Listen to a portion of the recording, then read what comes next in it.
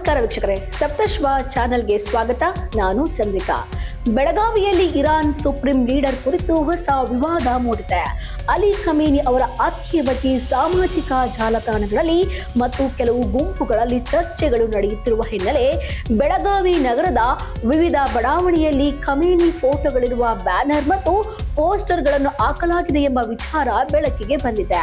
ಈ ಬೆಳವಣಿಗೆಗೆ ತೀವ್ರ ವಿರೋಧ ವ್ಯಕ್ತಪಡಿಸಿದ ಪ್ರಮೋದ್ ಮುತಾಲಿಕ್ ನಗರ ಪೊಲೀಸ್ ಆಯುಕ್ತರನ್ನು ಭೇಟಿ ಮಾಡಿ ದೂರು ಸಲ್ಲಿಸಿದ್ದಾರೆ. ಈ ವೇಳೆ ಮಾತನಾಡಿದ ಅವರು, ಖಮೇನಿಯ ವೈಭವೀಕರಣವನ್ನು ನಾವು ತೀವ್ರವಾಗಿ ವಿರೋಧಿಸುತ್ತೇವೆ ಎಂದು ಹೇಳಿದ್ದಾರೆ. ಕೆಲವು ಮುಸ್ಲಿಂ ಸಂಘಟನೆಗಳು ಖಮೇನಿಯ ಹತ್ಯೆಯನ್ನು ಖಂಡಿಸಿ ಮೆರವಣಿಗೆ ನಡೆಸುವುದಾಗಿ ಹೇಳಿ ಇದನ್ನು ನಾವು ಒಪ್ಪುವುದಿಲ್ಲ ಎಂದು ಮುತಾಲಿಕ್ ವಾಗ್ದಾಳಿ ನಡೆಸಿದ್ದಾರೆ. ಅವರ ಮಾತಿನ ಪ್ರಕಾರ ಭಾರತದ ಮುಸ್ಲಿಮರಿಗೆ ಖಮೇನಿಯೊಂದಿಗೆ ಏನು ಸಂಬಂಧ ಎಂಬ ಪ್ರಶ್ನೆಯನ್ನು ಕೂಡ ಅವರು ಎತ್ತಿದ್ದಾರೆ. ಜೊತೆಗೆ ನಗರದಲ್ಲಿ ಹಿಂದೂ ವಿರೋಧಿ ಅಥವಾ ಭಾರತ ವಿರೋಧಿ ಸಂದೇಶ ನೀಡುವಂತಹ ಪೋಸ್ಟರ್ಗಳನ್ನು ಹಾಕಿರುವುದಾದರೆ ಅವುಗಳನ್ನು ತಕ್ಷಣವೇ ತೆರವುಗೊಳಿಸಬೇಕು ಎಂದು ಆಗ್ರಹಿಸಿದ್ದಾರೆ. ಮುಂದುವರೆದು ಮಾತನಾಡಿದ ಅವರು, ಈ ರೀತಿಯ ಪೋಸ್ಟರ್ಗಳು ಸಮಾಜದಲ್ಲಿ ಅಶಾಂತಿ ಉಂಟು ಮಾಡುವ ಸಾಧ್ಯತೆ ಇದೆ ಎಂದು ಹೇಳಿದ್ದಾರೆ.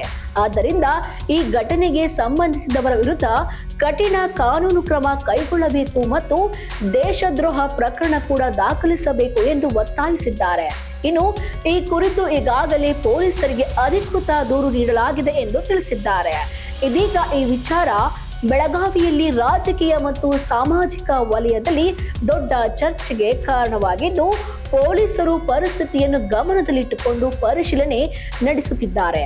ನಗರದಲ್ಲಿ ಹಾಕಿರುವ ಪೋಸ್ಟರ್ ಹಾಗೂ ಬ್ಯಾನರ್ಗಳ ಬಗ್ಗೆ ತನಿಖೆ ಮುಂದುವರೆದಿದ್ದು, ಅಗತ್ಯವಿದ್ದರೆ ಮುಂದಿನ ಕ್ರಮ ಕೈಗೊಳ್ಳಲಾಗುತ್ತದೆ ಎಂದು ಪೊಲೀಸ್ ಮೂಲಗಳು ತಿಳಿಸಿವೆ. ಈ ಬೆಳವಣಿಗೆ ಮುಂದಿನ ದಿನಗಳಲ್ಲಿ ಯಾವ ರೀತಿಯ ರಾಜಕೀಯ ತಿರುವು ಪಡೆಯಲಿದೆ ಎಂಬುದನ್ನು ಕಾದು ನೋಡಬೇಕಾಗಿದೆ.